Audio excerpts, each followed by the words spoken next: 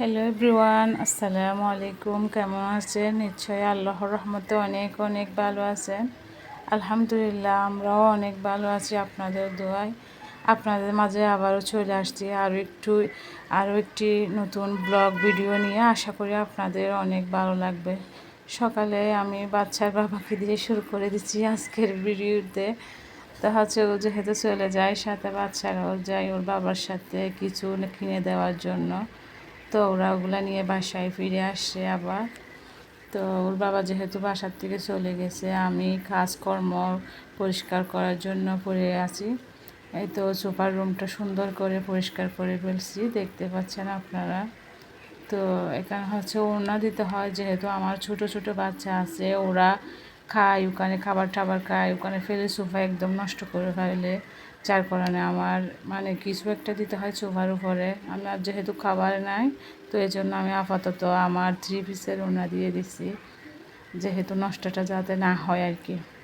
তারপরে চলে আসলাম আমার ডাইনিং টেবিলে যেহেতু আমরা খাবার টাবার খাই, ভাত খাই রাত্রে, দুপুরে খাই। তো এটা ভালো করে পরিষ্কার করতে হয়, যেহেতু ওখানে টিকটিকি তেলাপোকা মানে মাঝে মধ্যে আসে আর কি। তো এগুলো ভালো লাগে না, সাবান দিয়ে ধুই। এই তো আমার টেবিলের ফাইনাল লুক। তারপরে চলে আসলাম আমার একটা বেডরুমে। ওটাতে হচ্ছে ভালো করে ঝাড়ু টাড়ু দিয়ে ফেলছি বেডশিটটা। বাচ্চারা যেহেতু আছে, ওরা খেলা খায়, তারপর হচ্ছে দৌড়াদৌড়ি করে। প্রত্যেক দিনে 3 থেকে 4 বার এরকম ঠিক করতে হয়। বাচ্চাদের ঘর, বাচ্চারা কোথায় যাবে। তো আমার আরাফ আরহাম হচ্ছে চিপস খাচ্ছে।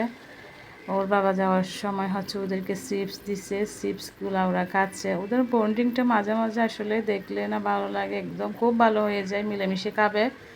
আবার মাঝে মধ্যে একজনের খাবার তো একজনে হাতও দিতে পারবে না। হচ্ছে আমার এখন ঘর দুয়ার পরিষ্কার করা শেষ। চলে আসলাম রান্নাঘরে। রান্নাঘরটা হচ্ছে ভালো করে পরিষ্কার করতেছি। সকালে যেহেতু নাস্তা খাই সবাই আমরা, তো এখানে অনেকগুলা একটু থালা বাসন হয়েছে, এগুলা আমি সব বেসিনে রাখছি। মানে নিজে নিজে চিন্তা করছি সবগুলো একসাথে ধুবো।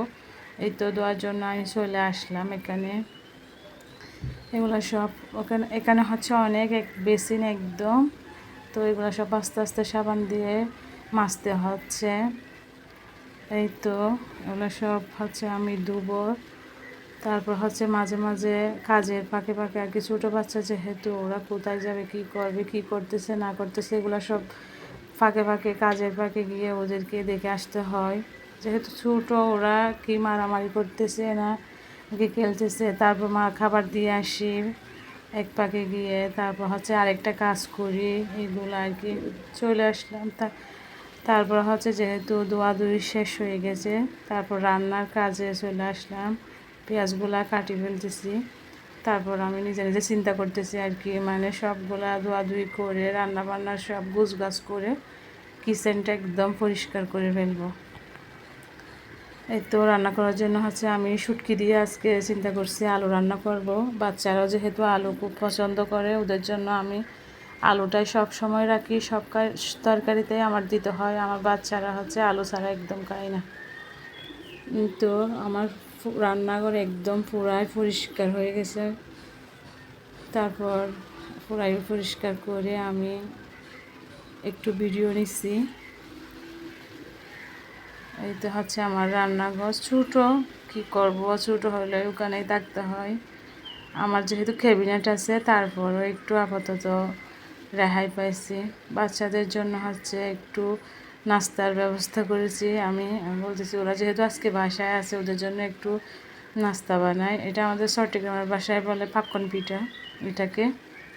তো তো এটা বেজে নিছি আমার ছেলেদের জন্য, ওরা খাবে মজা করে। তারপর ওদেরকে নিয়ে একটু বাইরে গেছিলাম। আর এই যে দেখেন আমার আরাপ কি করে, সে নিচে গেলে এগুলাই করতে থাকে, গ্রিলে উঠবে, এদিকে উঠবে, খেলবে ওখানে গিয়ে। এগুলো করার জন্য আমাকে হচ্ছে ঘরে টিকতে দেয় না।